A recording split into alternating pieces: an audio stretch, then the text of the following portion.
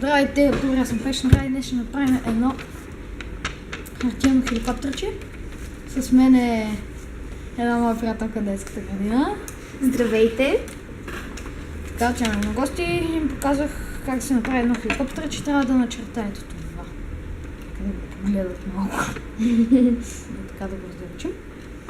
Нали, режете един какъвто искате лист, ето